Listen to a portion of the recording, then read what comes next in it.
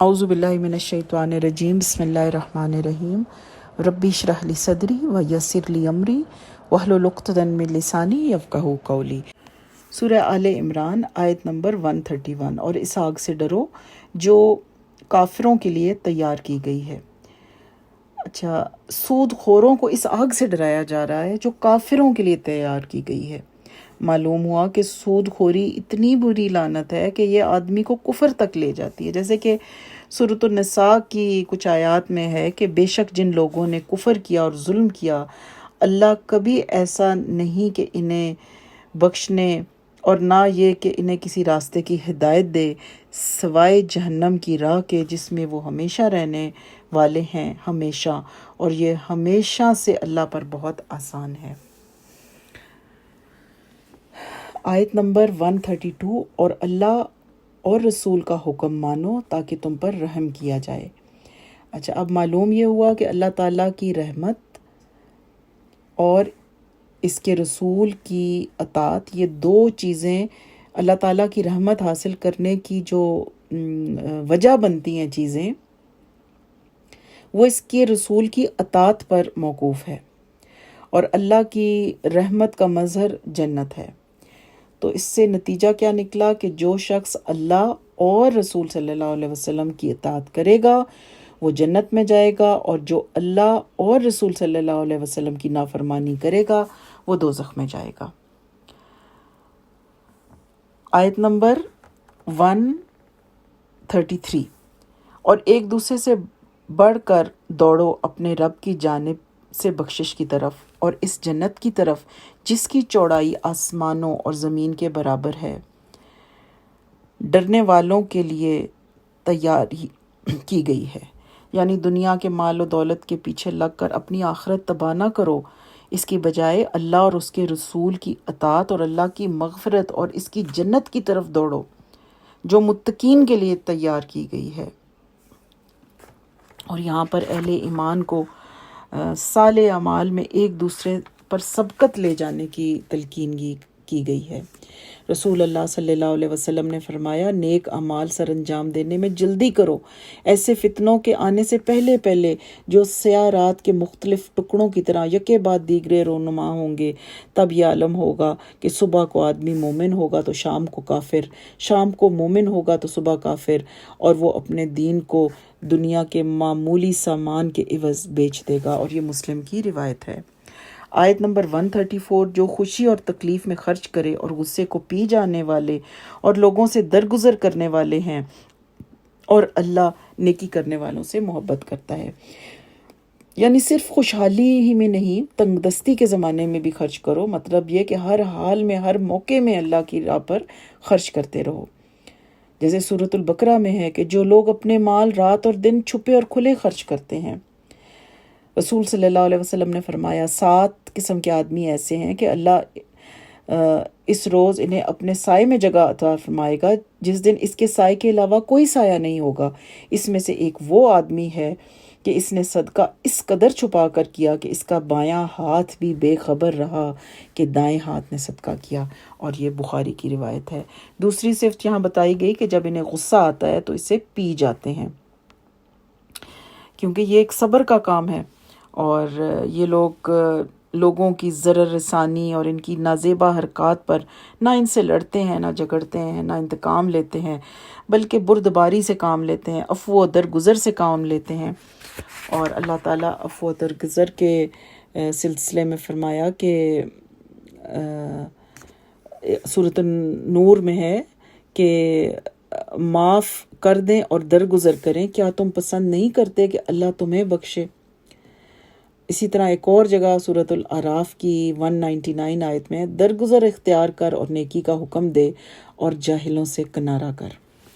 आयत नंबर 135। और वो लोग कि जब कोई बेहयाई करते हैं या अपनी जानों पर जुल्म करते हैं तो अल्लाह को याद करते हैं, बस अपने गुनाहों की बख्शिश मांगते हैं, और अल्लाह के सिवा कौन गुनाह बख्शता है, और इन्होंने जो किया इस पर इसरार नहीं करते जबकि वो जानते हों। यानी जब इनसे इंसान होने के नाते कोई गलती हो जाए, कोई गुनाह हो जाए, तो उस पर डट नहीं जाते, फ़ौरन तौबा इस्तग़फ़ार का इत्माम करते हैं। جیسے رسول اللہ صلی اللہ علیہ وسلم نے فرمایا کہ ایک بندے نے ایک گناہ کیا، پھر عرض کی کہ اے میرے رب مجھ سے گناہ سرزد ہو گیا، مجھے بخش دے۔ اس کے رب نے فرمایا کیا میرا بندہ جانتا ہے کہ اس کا کوئی رب ہے جو گناہ معاف کرتا ہے، اس پر مواخذہ کرتا ہے؟ میں نے اپنے بندے کو معاف کر دیا۔ اس نے پھر وہی گناہ کیا یا ایک اور گناہ کیا اور عرض کی کہ میرے رب میں نے ایک گناہ کیا ہے، مجھے معاف کر دے۔ اللہ تعالیٰ فرماتا ہے میرے بندے کو علم ہے اس کا ایک رب ہے جو اسے معاف کرتا ہے، اس کی وجہ سے اس کی گرفت کرتا ہے، میں نے اسے معاف کر دیا۔ اس نے پھر گناہ کا کام کیا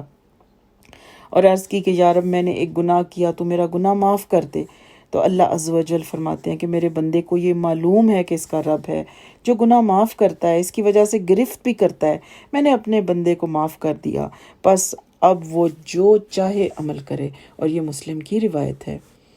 اور رسول اللہ صلی اللہ علیہ وسلم نے فرمایا کہ اللہ تعالیٰ فرماتا ہے میرے بندو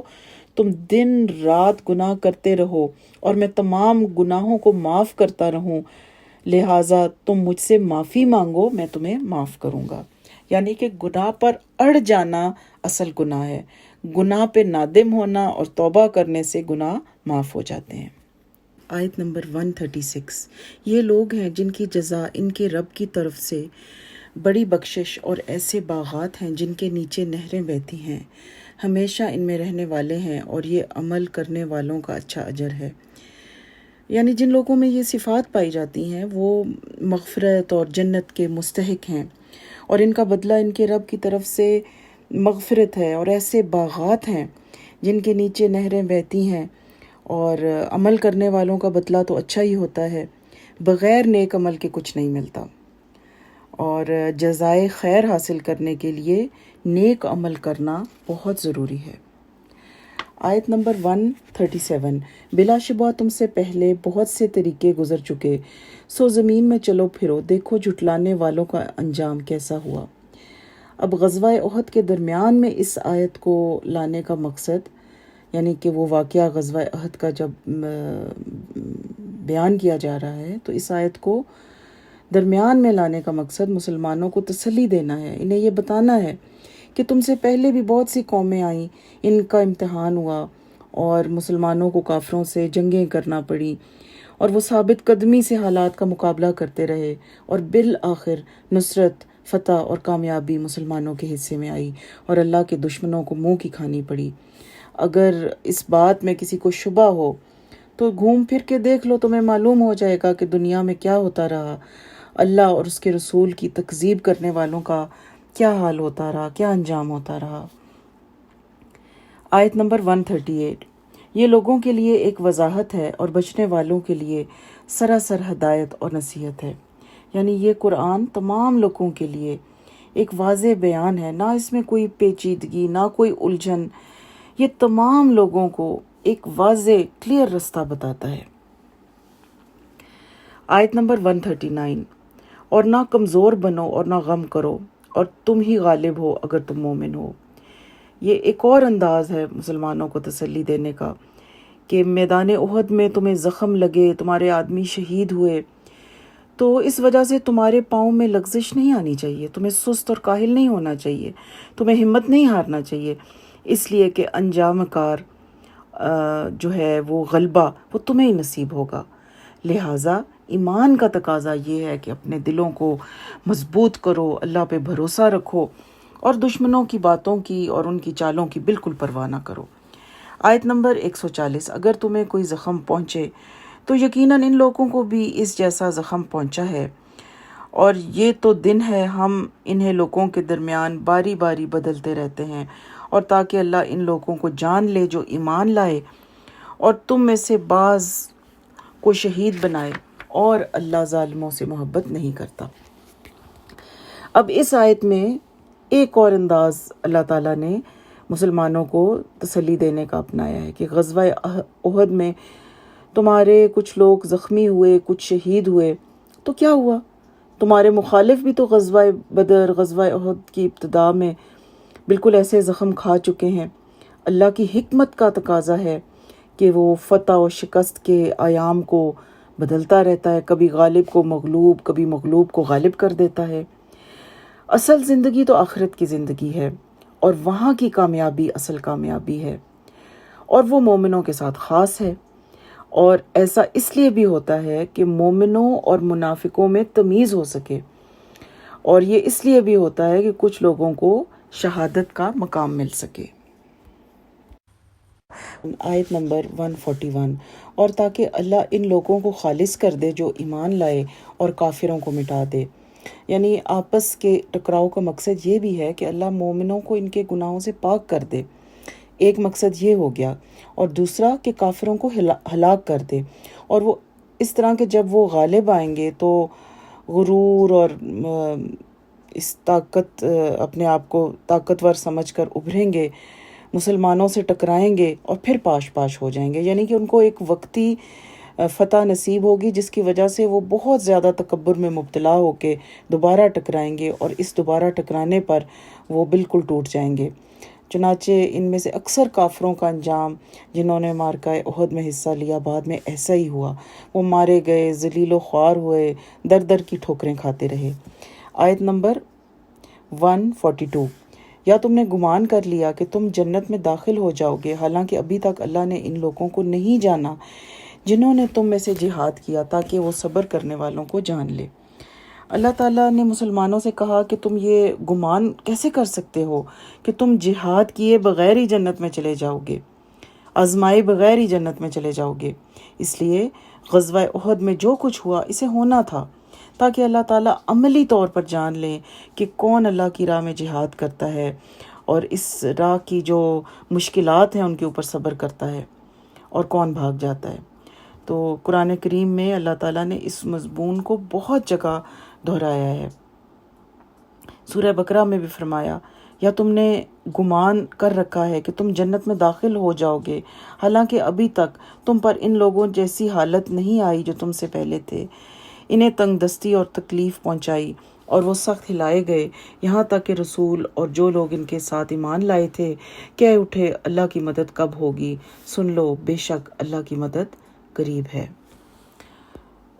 یہ سورہ بقرہ کی آیت نمبر 213 ہے۔ آیت نمبر 143، اور بے شک تم تو موت کی تمنا کیا کرتے تھے اس سے پہلے کہ اسے ملو، تو بلا شبہ تم نے اسے اس حال میں دیکھ لیا کہ تم آنکھوں سے دیکھ رہے تھے۔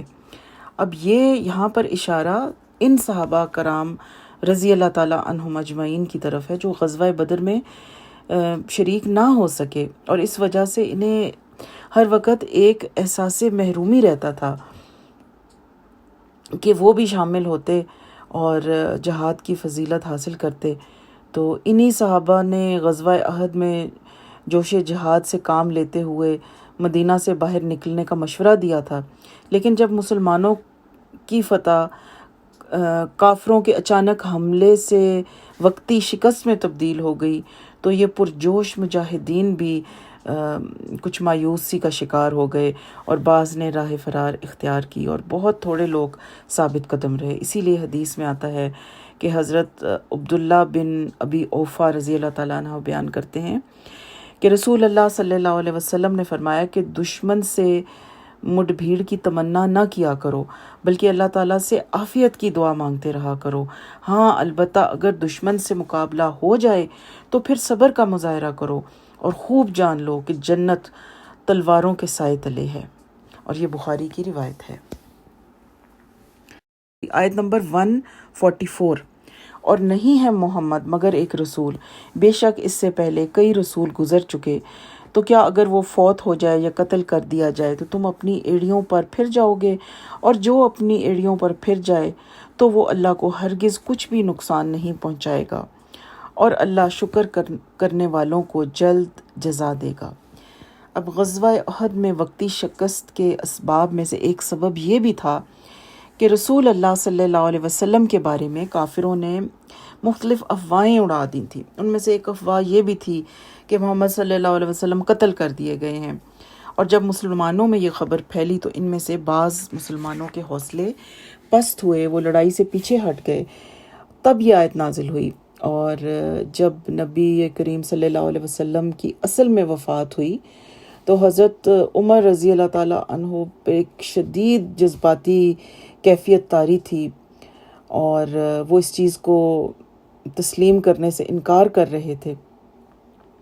تو اس وقت حضرت ابو بکر صدیق رضی اللہ تعالیٰ عنہ نے نہایت حکمت سے کام لیتے ہوئے منبر رسول کے پہلو میں کھڑے ہو کر انہی آیات کی تلاوت کی، اور ان آیات کا اتنا اثر ہوا حضرت عمر رضی اللہ تعالیٰ عنہ پر کہ انہیں محسوس ہوا کہ یہ جیسے آیات ابھی ابھی اتری ہیں، اور ان کی وجہ سے وہ اصلیت کا سامنا کرنے کے قابل ہو گئے۔ آیت نمبر 145، اور کسی جان کے لیے کبھی ممکن نہیں کہ اللہ کے حکم کے بغیر مر جائے، لکھے ہوئے کے مطابق جس کا وقت مقرر ہے، اور جو شخص دنیا کا بدلہ چاہے ہم اسے اس میں سے دیں گے، اور جو آخرت کا بدلہ چاہے اسے اس میں سے دیں گے، اور ہم شکر کرنے والوں کو جلد جزا دیں گے۔ اب میدان جنگ چھوڑ کر بھاگنے والے مسلمانوں کی ہمت افزائی کی جا رہی ہے کہ تم لوگ کیوں بھاگ رہے ہو، موت سے بھاگ رہے ہو، موت کا تو ایک وقت مقرر ہے، موت تو اسی وقت آئے گی، نہ اس سے پہلے نہ اس کے بعد، چاہے تم یہاں پہ موجود رہو چاہے بھاگ جاؤ۔ اور پھر آگے آیت میں اللہ تعالیٰ فرماتے ہیں کہ جو نیک اعمال کے ذریعے دنیاوی فائدے حاصل کرنے کی کوشش کرتا ہے، ان کا حصول اس کی نیت ہوتی ہے، تو ہم اسے اس کی نیت کے مطابق دے دیتے ہیں، لیکن آخرت میں اس کا کوئی اجر نہیں ملے گا۔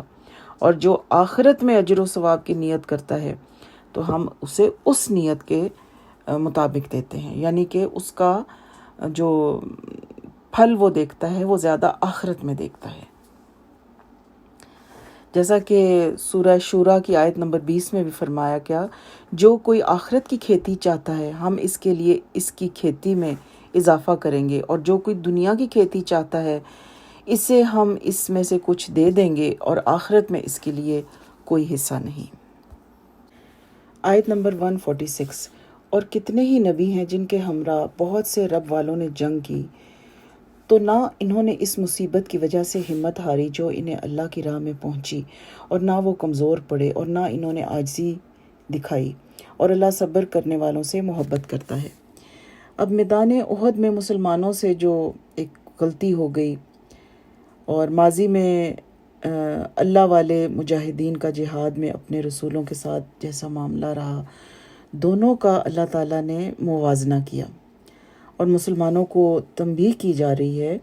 کہ تمہیں ان اللہ والے مجاہدین کی زندگی سے سبق حاصل کرنا چاہیے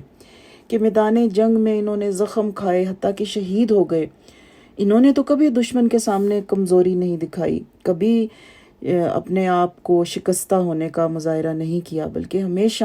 ثابت قدمی کا ثبوت دیا۔ آیت نمبر 147، اور ان کی بات اس کے سوا کچھ نہ تھی کہ انہوں نے کہا، اے ہمارے رب، ہمیں ہمارے گناہ بخش دے، اور ہمارے کام میں ہماری زیادتی کو بھی، اور ہمارے قدم ثابت رکھ، اور کافر لوگوں پر ہماری مدد فرما۔ اب یہ جو اللہ والے مجاہدین جن کی اللہ تعالیٰ صفتیں بیان کر رہے ہیں، پہلے ان کی عملی صفت بتائی گئی پچھلی آیت میں کہ وہ کس طرح ثابت قدم رہے، یہاں ان کی قولی خوبیاں بتائی جا رہی ہیں کہ وہ اللہ کے حضور گڑ گڑاتے تھے، اپنے گناہوں کا اعتراف کرتے تھے، توبہ استغفار کرتے تھے، دعائیں کرتے تھے کہ اللہ تعالیٰ ہمیں ثابت قدم رکھ اور دشمن پر غلبہ دے۔ چنانچہ اللہ تعالیٰ نے ان نیک بندوں کو ان کی توحید، ان کے اللہ پر کامل توکل اور توبہ استغفار کرنے کی وجہ سے دنیا میں بھی کامیابی دی، اور آخرت میں بھی اپنے فضل و کرم سے ان کو جنت سے نوازا جائے گا۔ آیت نمبر 148، تو اللہ نے انہیں دنیا کا بدلہ عطا فرمایا اور آخرت کا اچھا بدلہ بھی، اور اللہ نیکی کرنے والوں سے محبت کرتا ہے۔ یعنی یہ لوگ ایسا نہیں تھا کہ ان کو اللہ نے ان کو دنیا میں محروم رکھا، صرف آخرت کی کامیابی ان کے حصے میں رکھ دی، ان کو دنیا میں بھی فتوحات ملی، کامیابیاں ملی، اور آخرت میں بھی انشاءاللہ ان کو اچھے بدلے کا وعدہ ہے، اس لیے کہ اللہ تعالیٰ ایسے لوگوں سے بہت محبت فرماتا ہے۔ آیت نمبر 149، اے لوگو جو ایمان لائے ہو، اگر تم ان لوگوں کا کہا مانو گے جنہوں نے کفر کیا، تو وہ تمہیں تمہاری ایڑیوں پر پھیر دیں گے، پھر تم خسارہ اٹھانے والے ہو کر پلٹو گے۔ اب غزوہ احد میں پہنچنے والی تکلیف سے فائدہ اٹھاتے ہوئے بعض کفار یا منافقین جو ہیں وہ سرگرم ہو گئے، اور انہوں نے مسلمانوں کو یہ مشورے دینے شروع کر دیے، یعنی ان کی برین واشنگ کرنی شروع کر دی کہ دیکھیں اس دین سے تو آپ کو کوئی فائدہ حاصل نہیں ہوا، تو تم اپنے آبائی دین کی طرف پلٹ آؤ۔ تو ایسے میں مسلمانوں کو کہا گیا کہ کافروں کی اطاعت تمہاری ہلاکت کا باعث بنے گا، لہٰذا کفر سے بچو اور اللہ تعالیٰ کی رسی کو مضبوطی سے تھامے رہو۔ آیت نمبر 150،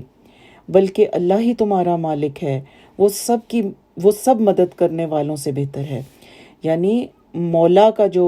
معنی ہے وہ ہے مالک، مددگار، دوست۔ یعنی تم کفار کی اطاعت اس لیے کرو گے کہ وہ تمہاری کچھ مدد کریں، یہ سراسر جہالت ہے۔ تمہارا مالک، تمہارا حامی و ناصر تو صرف اللہ ہے، پھر صرف اللہ پر بھروسہ رکھو، اور دنیا کی کوئی طاقت تمہارا بال بیگا نہیں کر سکتی۔ آیت نمبر 152، اور بلا شبہ یقیناً اللہ نے تم سے اپنا وعدہ سچا کر دیا جب تم انہیں اس کے حکم سے کاٹ رہے تھے، یہاں تک کہ جب تم نے ہمت ہار دی اور تم نے حکم کے بارے میں آپس میں جھگڑا کیا اور تم نے نافرمانی کی، اس کے بعد کہ اس نے تمہیں وہ چیز دکھا دی جسے تم پسند کرتے تھے۔ تم میں سے کچھ وہ تھے جو دنیا چاہتے تھے، اور تم میں سے کچھ وہ تھے جو آخرت چاہتے تھے۔ پھر اس نے تمہیں ان سے پھیر دیا تاکہ تمہیں آزمائے، اور بلا شبہ یقیناً اس نے تمہیں معاف کر دیا، اور اللہ مومنوں پر بڑے فضل والا ہے۔ یہاں پر اللہ تعالیٰ یہ بتا رہے ہیں کہ واقعہ احد کے موقع پر بھی اللہ کا وعدہ سچا تھا، وہ اپنے بندوں کی مدد کرتا تھا اور کافروں پر انہیں غلبہ دیتا ہے اور دیتا تھا، چنانچہ اس نے تمہیں تمہارے دشمنوں پر غلبہ دیا تھا اگر تم اطاعت اور فرما برداری پر قائم رہتے، رسول کے حکم کا اتباع کرتے، تو اللہ کی نصرت آخر تک تمہارے لیے باقی رہتی۔ لیکن جب تم میں سے کچھ لوگوں نے روگردانی کی اور اپنی جگہ کو چھوڑ دیا تو اللہ تعالیٰ نے تم سے تمہاری نصرت چھین لی اور پانسا پلٹ گیا۔ اور یہ ان تیر اندازوں کے ایک گروہ کی طرف اشارہ ہے جن کو ایک درے کے اوپر مقرر فرمایا گیا تھا۔ عبداللہ بن جبیر رضی اللہ تعالیٰ عنہ کو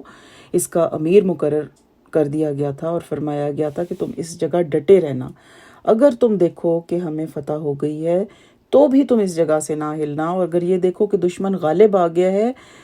تو پھر بھی اپنی جگہ نہ چھوڑنا۔ ہمارا مقابلہ ہوا تو دشمن بھاگ اٹھا، یہ مطلب جو صحابی یہ واقعہ بتا رہے ہیں، حتیٰ کہ ہم نے دیکھا کہ ان کی عورتیں اپنے پنڈلیوں سے کپڑے اٹھائے ہوئے پہاڑوں کی طرف بھاگ رہی ہیں، جس کی وجہ سے ان کی پازیبیں نظر آ رہی ہیں۔ تو اس صورتحال کو دیکھ کر درے پر مقرر لوگوں نے کہنا شروع کر دیا غنیمت غنیمت۔ تو عبداللہ بن جبیر نے کہا کہ نبی کریم صلی اللہ علیہ وسلم نے مجھ سے عہد لیا تھا کہ اپنی جگہ سے نہیں ہلنا، مگر ساتھیوں نے انکار کر دیا، اور جب انہوں نے انکار کیا تو اللہ تعالیٰ نے ان کی شکست کو ان کے مقدر میں کر دی، اس فتح کو شکست میں بدل دیا، اور اس کے نتیجے میں 70 مسلمان شہید بھی ہوئے۔ تو یہ اس واقعے کی طرف اشارہ ہے۔ آیت نمبر 153، جب تم دور چلے جاتے تھے اور کسی کو مڑ کر نہیں دیکھتے تھے اور رسول تمہاری پچھلی جماعت میں تمہیں بلا رہا تھا، تو اس نے بدلے میں تمہیں غم کے ساتھ اور غم دیا تاکہ تم نہ اس پر غم زدہ ہو جو تمہارے ہاتھ سے نکل گیا، اور نہ اس پر جو تمہیں مصیبت پہنچی، اور اللہ اس کی پوری خبر رکھنے والا ہے جو تم کرتے ہو۔ اب یہ ہوا کہ کفار کی یک بارگی اچانک حملے سے مسلمانوں میں جو بھگدڑ مچی اور مسلمانوں کی اکثریت نے جو راہ فرار اختیار کی، یہ اس کا نقشہ بیان ہو رہا ہے کہ بعض مدینہ کی طرف بھاگے، بعض پہاڑوں کی طرف بھاگے، اور رسول اللہ صلی اللہ علیہ وسلم لوگوں کو بلانے لگے کہ اے اللہ کے بندو میری طرف آؤ، اللہ کے بندو میری طرف آؤ۔ آگے فرمایا کہ راہ فرار اختیار کرنے کی وجہ سے انہیں مال غنیمت فوت ہو جانے کا غم، شکست کا غم، بہت ساروں کے زخمی ہونے کا غم، بہت ساروں کے قتل ہونے کا غم، اور پھر یہ غم اٹھانا پڑا کہ شیطان نے یہ بات پھیلا دی کہ محمد صلی اللہ علیہ وسلم قتل ہو گئے ہیں۔ اور یہ سب اس لیے ہوا کہ انہی مصیبتوں پر صبر کرنے کی عادت پڑے اور ان کے دلوں میں یہ بات بیٹھ جائے کہ فتح و نصرت اور مال غنیمت کا ملنا نہ ملنا سب اللہ کی جانب سے ہوتا ہے۔ آیت نمبر 154۔ پھر اس غم کے بعد اس نے تم پر ایک پر امن نازل فرمایا جو ایک اونگ تھی جو تم میں سے کچھ لوگوں پر چھا رہی تھی، اور کچھ لوگ وہ تھے جن کی جانوں نے فکر میں ڈال رکھا تھا، جنہیں ان کی جانوں نے فکر میں ڈال رکھا تھا، وہ اللہ کے بارے میں ناحق جاہلیت کا گمان کر رہے تھے، کہتے تھے کیا اس معاملے میں ہمارا بھی کوئی اختیار ہے؟ کہہ دے بے شک معاملہ سب کا سب اللہ کے اختیار میں ہے۔ وہ اپنے دلوں میں وہ بات چھپاتے تھے جو تیرے لیے ظاہر نہیں کرتے تھے، کہتے تھے اگر اس معاملے میں ہمارا کچھ اختیار ہوتا تو ہم یہاں قتل نہ کیے جاتے۔ کہہ دے اگر تم اپنے گھروں میں ہوتے تب بھی جن لوگوں پر قتل ہونا لکھا جا چکا تھا اپنے لیٹنے کی جگہوں کی طرف ضرور نکل آتے، اور تاکہ اللہ اسے آزما لے جو تمہارے سینوں میں ہے، اور تاکہ اسے خالص کر دے جو تمہارے دلوں میں ہے، اور اللہ سینوں کی بات کو خوب جاننے والا ہے۔ اب پے در پے صدموں کے بعد اللہ تعالیٰ نے میدان جنگ میں موجود مسلمانوں پر اپنا ایک خاص فضل فرمایا، اور وہ فضل یہ تھا کہ ان پر ایک سکینت طاری ہو گئی، ایک اونگ طاری ہو گئی، ایسا اطمینان حاصل ہو گیا کہ جس کی وجہ سے وہ کچھ دیر کے لیے سو گئے۔ حضرت ابو طلحہ رضی اللہ تعالیٰ عنہ بیان فرماتے ہیں کہ ہم پر اونگ طاری ہو گئی جبکہ ہم احد کے دن اپنی صفوں میں کھڑے تھے، اور عالم یہ تھا کہ میری تلوار میرے ہاتھ سے گرتی جاتی تھی، میں اسے اٹھاتا تھا وہ پھر گر جاتی تھی، میں اسے پھر اٹھاتا تھا۔ تو یہ اللہ تعالیٰ کی ایک خاص رحمت تھی جو اس دن ان پر نازل ہوئی۔ اور اس کے بعد ان لوگوں کا ذکر ہے وہ گروپ ان کے اندر سے جو ہمت ہار چکا تھا، اس سے مراد منافقین ہیں۔ ظاہر ہے کہ ایسے حالات میں ان کو تو اپنی جانوں کی فکر تھی، اور حضرت ابو طلحہ ہی بیان فرماتے ہیں کہ دوسرا گروہ منافقین کا تھا، انہیں اپنے جانوں کے علاوہ کوئی دوسری فکر نہ تھی، وہ قوم میں سب سے زیادہ بزدل، سب سے زیادہ مرعوب اور حق کی حمایت کرنے میں سب سے زیادہ گریز کرنے والے لوگ تھے، اور وہ یہ گمان کر رہے تھے کہ دین اسلام اور اس کے حاملین بس اب تباہ اور برباد ہو گئے ہیں، اب مسلمانوں کی کبھی مدد نہیں ہوگی اور نہ ہی یہ دعوت حق پروان چڑھے گی۔ تو ان لوگوں کے بارے میں بات ہو رہی ہے، اور منافقین اپنے ظن کا اظہار کر رہے تھے، یعنی اپنے گمان کا اظہار کر رہے تھے کہ ہم لوگوں کی تو بات چلتی نہیں، اگر ہماری بات مانی جاتی تو آج یہ حال نہ ہوتا۔ اور یہ عبداللہ بن ابی کی طرف اشارہ ہے، کیونکہ جب غزوہ احد کے لیے مدینہ سے نکلنے سے پہلے اس نے یہ مشورہ دیا تھا کہ شہر کے اندر رہ کر دفاع کر لیا جائے۔ اس لیے جب اسے خبر ملی کہ خزرج کے بہت سے لوگ قتل ہو گئے ہیں تو اس نے مسلمانوں میں بدظنی پھیلانے کے لیے کہا کہ ہماری بات تو چلتی نہیں، اگر محمد صلی اللہ علیہ وسلم میری ہی بات مان لیتے تو اتنے لوگ قتل نہیں ہوتے۔ تو کہا گیا کہ موت کہیں پیچھا نہیں چھوڑتی، وہ مقرر جگہ مقرر وقت پر آ کر رہتی ہے، اس لیے اگر تم سب اس بات پر اتفاق کر لیتے کہ وہ تمام لوگ جو قتل ہو گئے اپنے گھروں سے نہ نکلو، تو لوح محفوظ میں جن کا قتل ہو جانا لکھا تھا وہ اپنے گھروں سے نکل کر اپنی قتل گاہ پر پہنچ جاتے۔ اور پھر اس کے بعد فرمایا گیا کہ یہ امتحان تھا، یعنی جنگ احد میں جو کچھ ہوا، جن حالات سے مسلمان دوچار ہوئے، اس کی کئی حکمتیں تھیں، اور مقصود یہ تھا کہ تمہارے دلوں کی حالت ظاہر ہو جائے، تمہارے دل سے وسوسے دور ہو جائیں، یا یہ کہ منافقوں کے دلوں سے نفاق نکل کر باہر سامنے آ جائے۔ اور ایسا ہی ہوا کہ احد کی لڑائی بگڑنے سے سارا بھانڈا پھوٹ گیا۔ آیت نمبر 155۔ بے شک وہ لوگ جو تم میں سے اس دن پیٹھ پھیر گئے جب دو جماعتیں بھڑیں، شیطان نے انہیں ان بعض اعمال ہی کی وجہ سے پھسلایا جو انہوں نے کیے، اور بلا شبہ یقیناً اللہ نے انہیں معاف کر دیا، بے شک اللہ بے حد بخشنے والا نہایت بردبار ہے۔ یعنی احد میں مسلمانوں سے جو لغزشیں ہوئیں، جو کوتاہیاں ہوئیں، اس کی وجہ سے ان کی پچھلی بعض کمزوریاں تھیں جن کی وجہ سے شیطان ان کو پھسلانے میں اس دن کامیاب ہو گیا، جن میں سے بعض کا ایک گناہ یہ تھا کہ انہوں نے رسول صلی اللہ علیہ وسلم کے حکم کی اطاعت میں کوتاہی کی، اور بعض مخلص مسلمان جو اس دن بھاگ کھڑے ہوئے وہ اس وجہ سے نہیں بھاگے تھے کہ وہ اسلام سے پھر گئے تھے یا وہ منافق تھے، بس ان کی بشری کمزوریاں تھیں جس کی وجہ سے شیطان انہیں بہکانے میں کامیاب ہو گیا تھا۔ تو اس سے یہ معلوم ہوا کہ نفس کا شر ہو یا اعمال کی شامت، اس کے ساتھ شیطان کا گمراہ کرنا بھی شامل ہوتا ہے۔ تو اس کے بعد اللہ تعالیٰ نے ان مسلمانوں کی معافی کا اعلان کیا، یعنی جو دل میں واقعی اخلاص رکھتے تھے ان کی توبہ اور معذرت قبول کی گئی، اللہ نے انہیں معاف کر دیا، اور اب ان پر کوئی گناہ نہیں اور کسی کو ان کے بارے میں کوئی تنزیہ بات کرنے کا حق حاصل نہیں دیا، اللہ نے کسی کو نہیں دیا۔ اور یہ ان کا جو فرار تھا یہ نفاق کی وجہ سے نہیں تھا، بلکہ یہ ایک بشری کمزوری کی وجہ سے تھا۔ آیت نمبر 156، اے لوگو جو ایمان لائے ہو، ان لوگوں کی طرح نہ ہو جاؤ جنہوں نے کفر کیا اور اپنے بھائیوں کے بارے میں کہا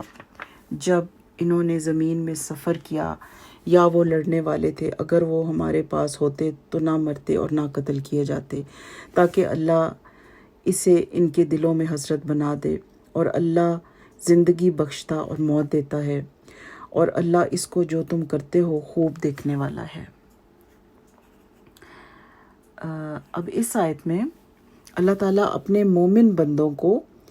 کفار کے اس فاسد عقیدے کی مشابہت اختیار کرنے سے منع فرما رہے ہیں، جو ان کی بات سے معلوم ہوتا ہے، جو انہوں نے اپنے بھائیوں کے بارے میں کہی تھی جو سفروں اور جنگوں میں فوت ہو گئے، کہ اگر وہ سفر اور جنگ نہ اختیار کرتے تو اس صورت سے دوچار نہ ہوتے۔ یہ عقیدہ بزدلی کی بنیاد پر بنتا ہے۔ اس کے برعکس یہ عقیدہ ہونا چاہیے مومن کا کہ موت اور حیات اللہ کے ہاتھ میں ہے۔ تو اس عقیدے کے پکا ہو جانے سے انسان کے اندر عزم، حوصلہ اور اللہ کی راہ میں لڑنے کا جذبہ پیدا ہوتا ہے۔ آیت نمبر 157،